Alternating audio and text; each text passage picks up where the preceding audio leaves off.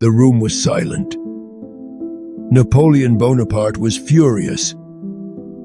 He had just discovered something that felt like a knife in the back. One of his most trusted ministers had been secretly working against him. Napoleon stood up and exploded with rage. He shouted. He insulted him. At one point, he even called him a pile of shit in silk stockings. The entire room froze. But the man standing in front of him did something strange. He didn't defend himself. He didn't argue. He didn't even react.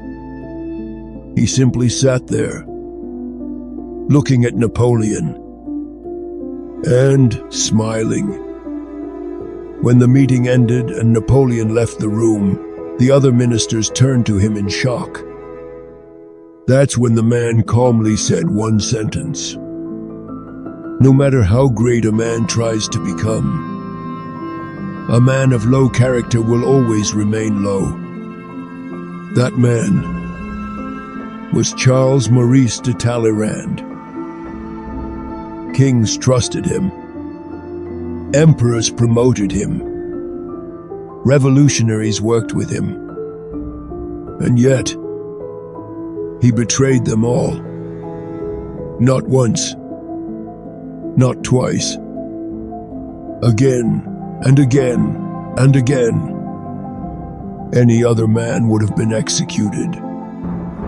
But Charles-Maurice de Talleyrand did something different. Every time power collapsed, he was already standing next to the next ruler. Kings fell. Revolutions exploded. Empires burned. But Talleyrand remained. How does a man betray everyone and still survive every regime? This is not luck. This is strategy. Because Talleyrand understood something most people never do. Loyalty to a ruler is weakness. Loyalty to power is survival. And Talleyrand mastered the most dangerous skill in politics. He always knew when power was about to move. And when that moment came, he moved first. In the late 1700s, France was a country on the edge of collapse. The royal treasury was empty. Bread was becoming unaffordable for ordinary people.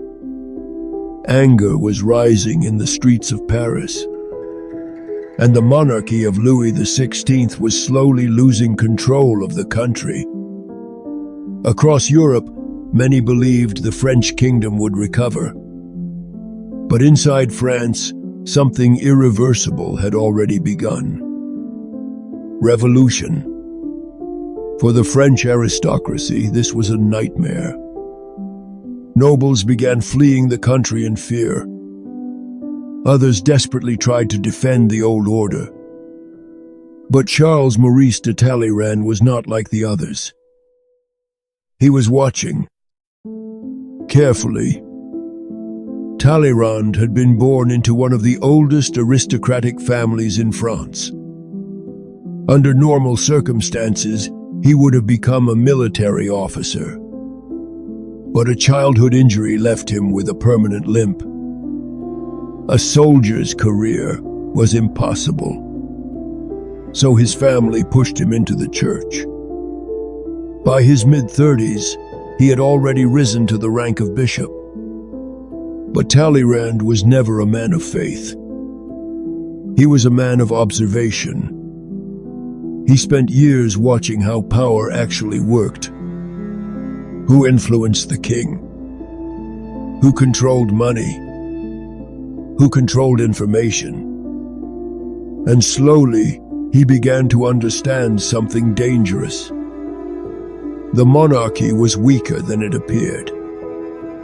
The system holding France together was already cracking. And when systems collapse, loyalty becomes a liability. So when the French Revolution erupted in 1789, Talleyrand did something almost unthinkable. Instead of defending the old order, he joined the revolutionaries. In the National Assembly, he proposed a radical solution to France's financial crisis. The government should confiscate the lands of the Catholic Church and sell them. Coming from a bishop, the proposal shocked the entire country. But Talleyrand was not thinking about religion. He was thinking about survival, because he had already learned the first rule of power. Institutions fall, regimes collapse, but the people who survive history are the ones who move before the collapse becomes obvious. Then Napoleon Bonaparte appeared. Young, brilliant, dangerously ambitious. France had spent years drowning in revolution. Chaos had replaced order. Fear had replaced stability. People were tired. They no longer wanted ideals. They wanted control. They wanted someone strong enough to end the storm. Napoleon understood this better than anyone. He moved quickly. He moved decisively. And in 1799, he seized power. To the public, Napoleon looked like the savior of France. But behind the scenes, something else was happening. A quiet mind was watching him closely. That mind belonged to Charles-Maurice de Talleyrand. Talleyrand immediately recognized something extraordinary in Napoleon. The young general had something rare: momentum. And momentum in politics is more powerful than loyalty, tradition, or even law. So Talleyrand did what he always did. He moved toward power. Napoleon quickly brought him into his inner circle. He made him the French foreign minister. To Napoleon, it looked like the perfect alliance. A brilliant general and a brilliant diplomat working together. Napoleon commanded armies. Talleyrand commanded influence. And for a time, their partnership worked beautifully. France began dominating Europe. Victories came one after another. Austria, Italy, Germany.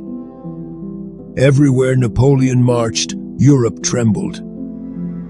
And everywhere Napoleon negotiated peace, Talleyrand stood beside him. But there was something Napoleon did not understand. Talleyrand was never loyal to a man. He was loyal to balance. At first, Napoleon represented stability. But slowly, something began to change. Victory began turning into ambition. Ambition began turning into obsession. Napoleon no longer wanted to stabilize France. He wanted to dominate Europe. Kingdom after kingdom fell under his control. But each victory made the situation more dangerous. Because power that grows too fast eventually becomes unstable. Talleyrand saw this long before anyone else. He watched Napoleon carefully. He watched the emperor become more impatient, more aggressive, more reckless. And in Talleyrand's mind, a quiet calculation began forming. Napoleon was becoming too powerful. And men who become too powerful rarely survive the fall that follows. Talleyrand had seen this pattern before.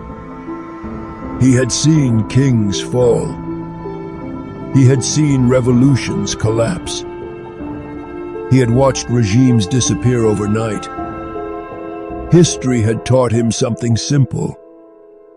Power does not last forever, but survival can. So while Napoleon continued conquering Europe, Talleyrand quietly began preparing for the future. At first, the changes were invisible. A conversation here, a message there, a quiet meeting with a foreign diplomat. Talleyrand began building relationships outside Napoleon's empire. He spoke with Austrian diplomats. He communicated with Russian envoys. He even began exchanging information with people who openly feared Napoleon's growing power. To Napoleon, Talleyrand was still his trusted minister. But behind the curtain, something extraordinary was happening. Talleyrand was playing two games at the same time. One with Napoleon, and another with Napoleon's enemies. To some people, this looked like betrayal. But to Talleyrand, it was strategy. Because he understood something Napoleon did not. Empires expand quickly, but they collapse even faster. And when that collapse comes, the most dangerous place to stand is beside the emperor. By 1812, Charles-Maurice de Talleyrand was no longer a young politician learning the rules of power. He had already lived through the fall of a king, the rise of a revolution, and the creation of an empire. Most men would have been destroyed by such storms. But Talleyrand had survived them all. Not because he was stronger, but because he was always watching the direction of power.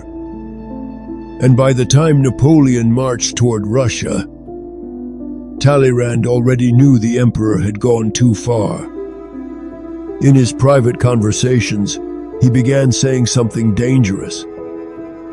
Napoleon was no longer protecting France. He was exhausting it. War after war had drained the country. Resources were disappearing.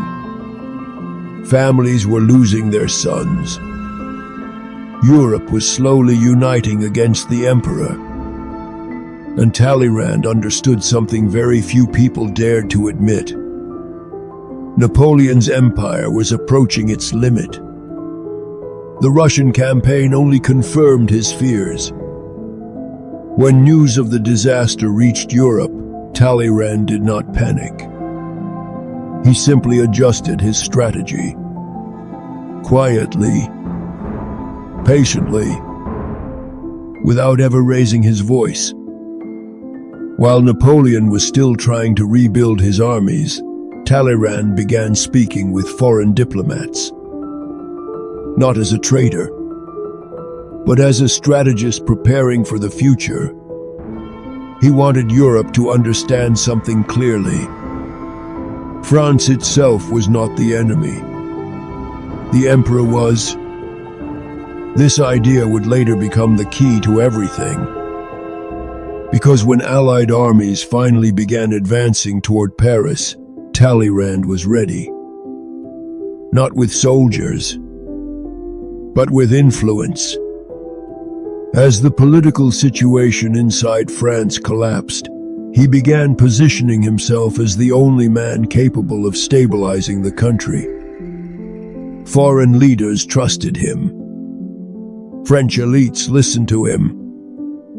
And slowly, the center of power in Paris began shifting toward him.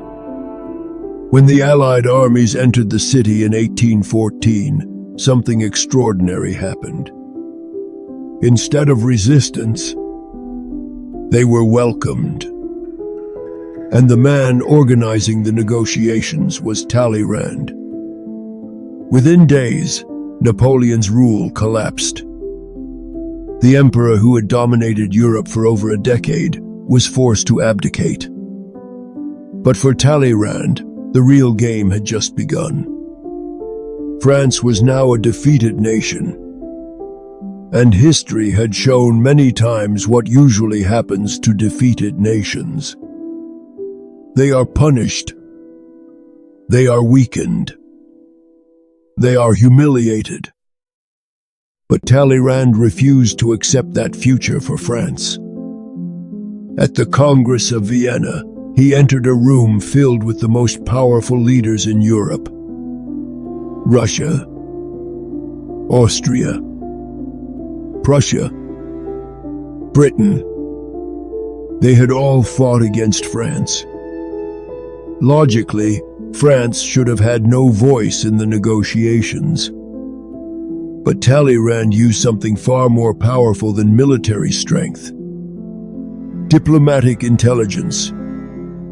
He carefully studied the tensions between the victorious powers. Russia and Prussia wanted to dominate Europe. Austria and Britain feared that dominance. And in that tension, Talleyrand saw opportunity. He positioned France as the balancing force between them. Slowly, patiently, he transformed a defeated nation into a necessary ally. By the end of the Congress, France was no longer treated as an enemy. It had returned to the table of great powers. This was not luck. This was not coincidence. This was the work of a man who understood something most politicians never learn. Power does not belong to the strongest army. It belongs to the mind that understands the game. By the end of his life, Charles-Maurice de Talleyrand had witnessed something very few men ever see. He had watched a king fall. He had watched a revolution rise. He had watched an emperor dominate Europe and then collapse. Regimes came and went. Power shifted again and again. But somehow, Talleyrand remained. To some people, he was a traitor. To others, he was a genius. Napoleon himself once said about him, "He is shit in a silk stocking." But insults never destroyed Talleyrand, because he understood something deeper than pride. He understood power. Talleyrand once said something that explains his entire life. Speech was given to man to disguise his thoughts. He believed politics was not about honesty. It was about perception. Another time he said something even more revealing. When people say something is impossible, it usually means someone else will do it. This was the mind that navigated revolutions, empires, and kings. But perhaps the most honest sentence ever said about him came from Talleyrand himself. "I have never abandoned a government before it abandoned itself." In other words, he never waited for power to collapse. He moved before the collapse became obvious. This is why Talleyrand survived. Not because he was the strongest man in the room, but because he was the most aware. He watched carefully. He listened patiently. And when the moment came, he moved first. History often celebrates warriors, generals, conquerors. But sometimes, the most powerful person in the room is the one who never raises his voice. The one who simply understands where power is going next. And Charles-Maurice de Talleyrand understood that better than almost anyone who has ever lived. Before you leave, I'm curious about something. Do you think Talleyrand was a genius of political survival? Or simply the most dangerous traitor in history? Tell me your opinion in the comments. And if you enjoy videos that explore power, strategy, and the hidden psychology of history, consider subscribing. Because some of the most dangerous minds in history are still waiting to be understood.